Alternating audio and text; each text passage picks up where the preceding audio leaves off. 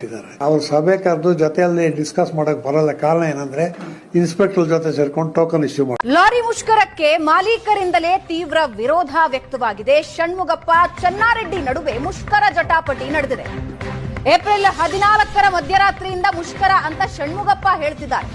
ಷಣ್ಮುಗಪ್ಪ ಕರೆ ನೀಡಿರೋ ಮುಷ್ಕರಕ್ಕೆ ಬೆಂಬಲ ನೀಡ್ತಾ ಇಲ್ಲ ಚನ್ನಾರೆಡ್ಡಿ. ಏಪ್ರಿಲ್ 15ರಿಂದ ಎಂದಿನಂತೆ ರಾಜ್ಯದಲ್ಲಿ ಲಾರಿ ಸಂಚಾರ ಇರುತ್ತೆ. ಲಾರಿ ಮಾಲೀಕರ ಸಂಘದ ರಾಜ್ಯ ಮುಖಂಡ ಚನ್ನಾರೆಡ್ಡಿ ಈ ಮಾತು ಹೇಳ್ತಾ ಇದ್ದಾರೆ. ಲಾರಿ ಮುಷ್ಕರ ಅಂತ ಆತಂಕ ಪಡೋ ಅಗತ್ಯ ಇಲ್ಲ, ಲಾರಿಗಳು ಎಂದಿನಂತೆ ಕಾರ್ಯಾಚರಣೆ ಮಾಡುತ್ತವೆ. ಲಾರಿ ಮಾಲೀಕರ ಸಂಘದ ಮುಖಂಡ ಚನ್ನಾರೆಡ್ಡಿ ಈ ಮಾಹಿತಿ ಕೊಡ್ತಾ ಇದ್ದಾರೆ. ಮತ್ತೊಂದು ಕಡೆ ಷಣ್ಮುಗ ಲಾರಿಗಳು ಬೀದಿಗೆ ಇಳಿಯಲ್ಲ ಅಂತಿದ್ದಾರೆ.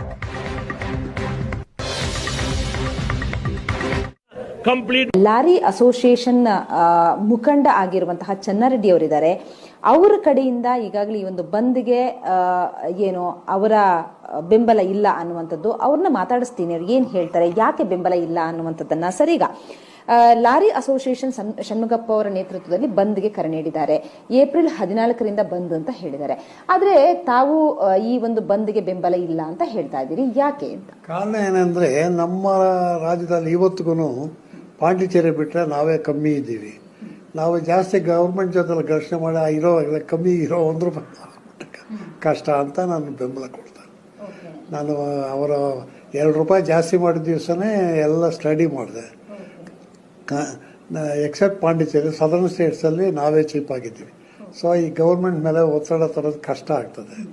ಆದ್ದರಿಂದ ನಾನು ಸೇರೋಲ್ಲ. ಮಾರಲ್ ಅಥಾರಿಟಿ ಇರ್ತದೆ. ಈಗ ಏನು ಮಾರಲ್ ಅಥಾರಿಟಿ ಇಲ್ಲದ್ರೆ ಹೆಂಗೆ ಪ್ರೊಟೆಸ್ಟ್ ಮಾಡೋಣ?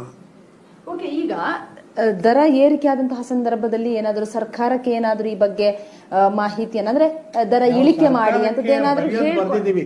ಜಾಸ್ತಿ ಮಾಡಿರೋ ತಪ್ಪು ಕಮ್ಮಿ ಮಾಡಿ ನಾವು ಕಷ್ಟದಿದ್ದೀವಿ ಅಂತ ಬರ್ದಿದ್ದೀವಿ. ಬಟ್ ಪ್ರೊಟೆಸ್ಟ್ ಮಾಡುವಂತ ಸಂದರ್ಭ ಬಂದಿಲ್ಲ. ಮನವಿಗಳು ಮಾಡಿದ್ದೀವಿ, ಇನ್ನೂ ಗೊತ್ತಿಲ್ಲ.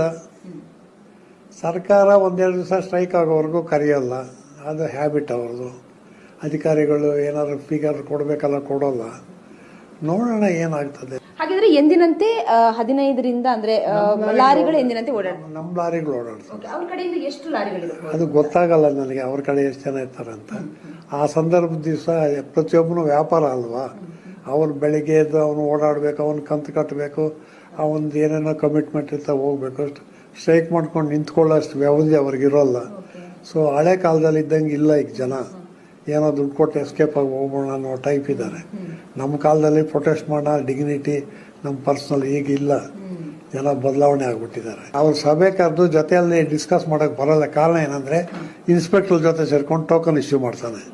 ನನ್ನ ಜೊತೆ